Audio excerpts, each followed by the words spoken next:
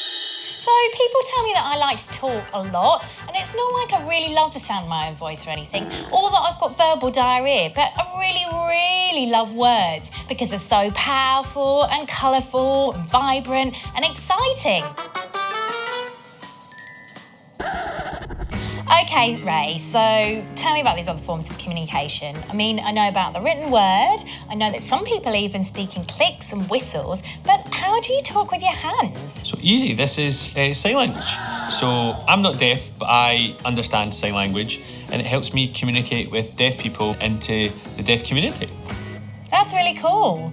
So that's people who can't actually hear the world around them, isn't it? People who are actually born without hearing, so they're profoundly deaf, or they might have become ill or had an accident and lost their hearing. That's right, isn't it? Yeah, that's right. So my family, my dad was born deaf. He's profoundly deaf. He only communicates through sign language, whereas my mum lost her hearing when she was 14 months old through measles. So she speaks, she can lip read.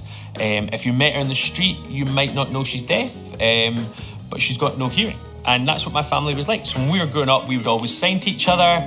We could always talk to each other easily when we're outside. And also, we could make fun of people like children's TV presenters in front of their face and they wouldn't know. Okay, I'm not being funny or anything, but Ray's from Scotland and I'm struggling to understand exactly what he's saying. So, do you think we can turn the subtitles on, please? Excellent. Okay, Ray, so tell me where you're from and what you do. Okay, so my name is Ray. I'm from Scotland and I'm a stand-up comedian. You can probably talk a bit faster than that. The subtitles go faster. So can you actually talk me through the different elements of sign language? Yeah, so that's quite easy to do. So in sign language, there's usually phrases or signs for different words. But sometimes if you don't know the sign for that, you would have to finger spell it. And what you do is you would then use your alphabet. So you would sign or finger spell those words, but most of the times you would just have a gesture or a sign for each word. What's the hardest word that you have to say in sign language? There's a few of them. The hardest words in sign language to say are the ones that maybe don't exist in sign language. So you have to think of different ways of explaining them. There's lots of words in English that don't exist in sign language, but there's also some words in sign language that don't exist in English. So you have to think on your feet and try work out a way around that and think of a simpler way of saying it. So you probably have to spell out a lot of words, don't you? Yeah, sometimes. If you don't know a word, yeah. But you'd also spell people's names at the start. So if we met each other for the first time, you would finger spell your name so people know what it is. And quite a lot of the time you get things called sign names, which are just a lot like nicknames really. So a sign name is based on your physical appearance or your personality. So my dad's got friends who are called eyelashes, big nose, all that kind of stuff. So they come from the back of that. That's really cool. Is it hard to sign when you're tired? Yeah, definitely is hard to sign when you're tired. But also because I know my dad really well, me and him sign one-handed to each other. People who are similar to myself, I'm called a coda, which is a child of a deaf adult. So my mum and dad are deaf, so I'm a coda. You speak British Sign Language, don't you? Yeah. So how is that different to Auslan? Auslan's the Australian dialect of sign language. So Auslan is based on British Sign Language, in the same way that Australians speak English. Auslan is 81% similar, they reckon. There's some differences. So I would sign birthday, and here they sign birthday. Aunt and uncle is here, whereas I would sign aunt and uncle. Really amazing that language can be so different, Yeah. isn't it? Okay, Ray, so can you actually teach me some sign language now? I think we should probably start with the basics. So, hello, my name is Faye. Okay, that's easy, okay? So I'm going to teach you, so you need to copy me, okay? Okay. So you can say...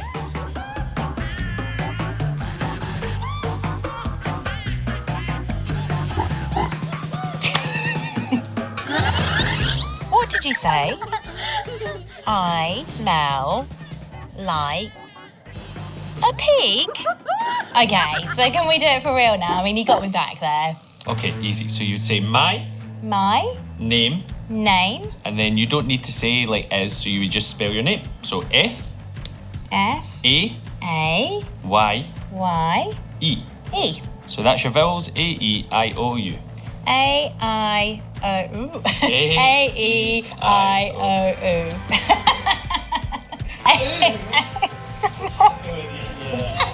What's the song? A-I-O. A-E. Oh God, A-E-I-O-U. Alright. Oh. Yeah. So sign languages have actually been used around the world for hundreds, even thousands of years. But originally, deaf people made up their own signs for certain words. But in much later times, a really complex language has evolved, which involves the alphabet, grammar, and sentence construction, which means that it's a true language now. So, Ray, have you got a nickname for me? A sign name, so wanting to give me a sign name. So knowing what I know about you, Faye, and your background and stuff like that, I think a good one for you would be, which is the evil scientist. That's terrible. What is it? Evil scientist. Scientist. It works, doesn't it? Yeah, I like it.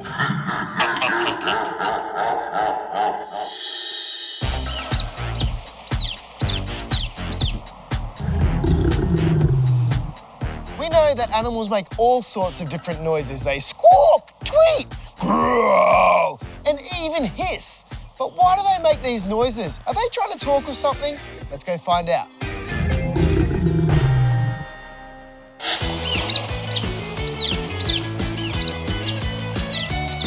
I'm here at the National Zoo and Aquarium in Canberra to find out the answer to my question, and I think I just found the best person to ask. Hey, Renee. Hi, Nathan. Renee here is a zookeeper. So, Renee, do animals talk to each other? Yes, they do, but unlike humans, animals communicate in different ways. Now, what enclosure are we actually out the front of right now? So this is our Asian small-clawed otter enclosure. And how do they communicate? They communicate differently, but through a lot of vocalizations. So these guys have 12 different vocals, and each one communicates to another member of the family group something different. What do those noises mean? So the different noises mean different things. So they have an alarm call. That call will notify the rest of the family group if there is a threat present. So another call is actually to summon the family group together. So if they're out foraging for food, they can call one another to come closer together. So they obviously, that's them calling for food? That's exactly it. They're very vocal. So you just chuck it in there and feed them? Yeah, so what we're going to do, we've got pilchards and whitebait, and we're just going to throw it to them. So you can grab one, and they'll actually try and catch it. So these guys actually get fed 6 times a day. They have a really high metabolism, so we feed them at 8 o'clock, 10 o'clock, 12 o'clock, 2 o'clock, 3:30 and 5. So not only do they get the fish, but we also give them mollusks and crustaceans, chicken, so a bit of white meat, and a little bit of fruit and veg every now and then. Whoa, they're really noisy but cute. Now, that's not the only way in which these guys communicate. They also communicate through scent. So what, they let off a really smelly signal? Yes, they do. But let's go and look at another animal to see that. Later on, Renee really ramps up the stink factor by introducing me to some animals who communicate through scent and body language. One of my favourite ways to communicate is Morse code. This is a special system of dashes and dots that are used to represent numbers and letters. A dit is a dot, and this is a short sound. A da is a dash, and that's a long sound. Morse code's really great because you can tap it, so it can be seen and heard. This is a G, dash, dash, dot. G for get clever, and we've got more of that coming up next. Music is a wonderful thing. It can help you feel different ways, act different ways, can evoke many different memories and emotions. Hi, I'm Brian, your brain, and I think Thomas needs a bit of help getting into my head. I mean, your head. Anyway, music always hits the right note with me. But Thomas, tell me why. Music can engage many parts of the brain, but the main sensor is actually the auditory cortex, which is located in the temporal lobe. Now, the temporal lobe can function in controlling temperature, touch, and taste, as well as movement. Now, the temporal lobe also contains the hippocampus, which is where long-term memories are stored. My hippo? No, not that kind of hippo. My hippocampus helps me to remember sensory experiences, like what flavour you tasted or what you see. It also helps you attach emotion, to each of those experiences. So that's why you can have a lot of different emotions when music's played. Yum! Gross! Wee! Now, music can make you feel different ways. This is why when you're watching a TV show or a movie, different scenes will have different music to convey a different mood. So let's play a little game. I want you to close your eyes at home. I'm gonna play some music, and I want you to listen and see how that music makes you feel. Pass me the popcorn, Thomas. Let's get our brains in tune.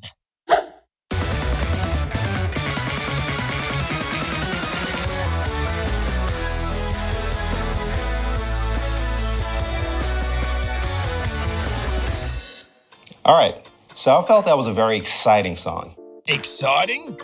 I thought that sounded like a broken record. It was very fast tempo, a lot of high-pitched noise with it, and it just made me feel very excited, like I wanted to just run around and jump.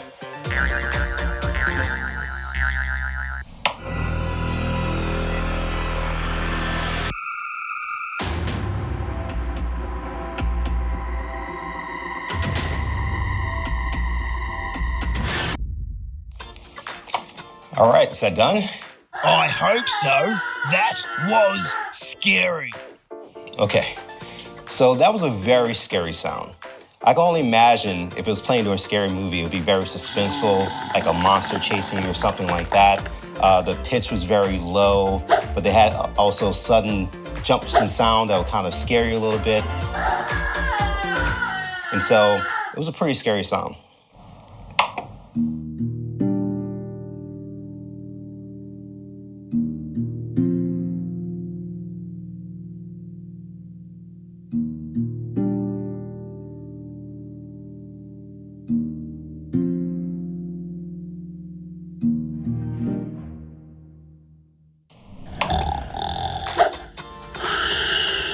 Oh, dreamy.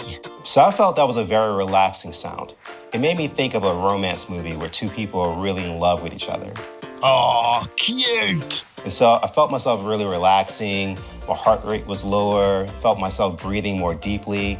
Well, catch your breath, Thomas. What's up next, DJ?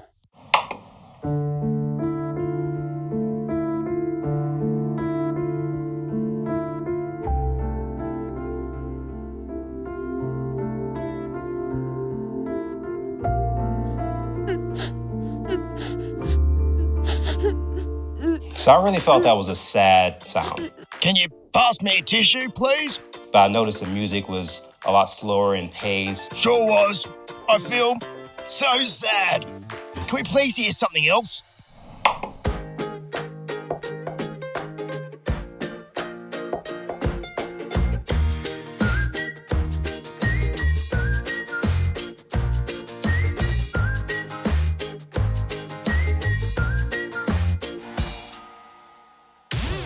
I really felt that was a happy song. It made me feel like dancing, bobbing my head a bit. Oh, has the music stopped? That was great. But why does it make me feel that way? Fast tempos can convey feelings of happiness. Harmonies, depending on if they complement each other or clash, can convey relaxation or anger. And loud music typically conveys anger. So not only does music make you feel certain emotions, it can also cause a physical response as well, like dancing.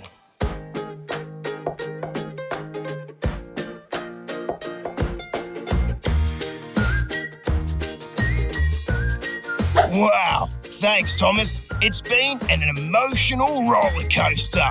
I'm going to have a nice cup of tea and a sweet little lie down. Earlier on, I met some cute but noisy animals to find out how they communicate. Now Renee is going to introduce me to some stinky animals. Look, red pandas. That really are the bomb. So cute. So we'll come down over here. Come over here, yeah. And we'll see if Eilish comes down. This is our female red panda. Now, Renee, I wanted to ask you, why do they actually call them red pandas? Are they actual pandas? No, they're actually not related. They're distant relatives of the giant panda. These guys are closely related to skunks. Oh, really? Yeah. Do you smell like a skunk? Wow. Hey, buddy. Hey. Let's go, little boy. This is a girl. So Eilish, now she loves her different fruits and Oh, she vegetables. does. And you can see that she's got beautiful, strong claws. But what we're going to do is actually sit ourselves down here Oh, really? and let her climb all over us. Okay, so I just take a seat. Take a seat. Just on the left side here? That's it. Oh, is it all right if I sit down beside you? Okay, cool, thank you. Just gonna take a seat. Hello. Oh, hello. So she's quite curious, but she's definitely food motivated. Here we go. So Renee, how do these guys communicate through smell? Well, they actually do what's called scent marking, and they'll go around their territory and waddle, rub their scent on different logs and objects. Okay. So it's really important for these guys to scent mark and exchange that information through their scent to notify all the other dominant males or females in the area this is their territory, this is their home range, and notifying other pandas in the area of that. It's really important for the females to notify the males if they're ready to breed. So other than marking their territory with scent, how else do they communicate with each other? Well, they also communicate through body positioning and posturing. So arching their back as well as head bobbing up and down. That's pretty impressive. I wish I could communicate through smell. But if you think this is impressive, I've got another animal that I'll like to show you. Sweet, let's do it. See you later, Eilish. Bye-bye. Well, that's a mean communication feat if I've ever smelt one. Next up, I get to meet the king of smell-o-vision. Earlier on, I asked Renee if animals talk to each other, and she let me in on a rather smelly secret. Now this is Eco. He is massive. Look how big this white rhino is. He's huge. How big is he? He weighs around 1.5 tonne, but they'll actually get to around 2 tonne when they're fully grown. Wait, that's like the weight of like a small bus or a big bus. That's exactly it. So male rhinos like to hang out by themselves. They don't like being with a group. But how do they communicate with the other rhinos then? Yeah, so male rhinos are solitary. They actually communicate by going to the toilet in the same location. It's called a midden. It's a poo pile, and it's a good way to communicate to one another. The dominant alpha male will actually go to the toilet in the centre of that midden. The submissive males will go to the toilet around the alpha male's poo, and females in the area will actually then go to the toilet around the entire male poo pile altogether. So it's a poo circle. It is. From the poo itself, the rhinos can actually tell whether or not there's been female or male rhinos coming to the area and going to the toilet in recent periods, as well as the fact of whether or not a female is ready to be bred with. So an alpha male will constantly go around to all these different middens within his territory to check up to make sure that there's no other dominant male, one coming in to get his females, or to double check to see if there's a female ready to be bred with. So depending on the age or if it's male or female, the poo will smell different? That's it. They all have unique smells. So what he'll do is actually go into that midden pile, that poo pile, sniff around, smell the different smells, and then if he feels like he needs to actually claim that midden pile back, he'll back himself up to it and start to scent and poo right on top of it. So it's a bit like posting my mood on social media, right? It's a bit like that. But a lot more smelly, like quite Very. pungent. Yeah. Well, Renee, thank you so much for showing me around, and thank you heaps, Eco. It's so easy and fast keeping up with your friends with today's technology. You can make a call or send a text with a mobile phone and the news reaches them immediately. Back in the olden days, it would take much longer to catch up on the latest. You'd have to send a handwritten letter and it could take months to reach your friend.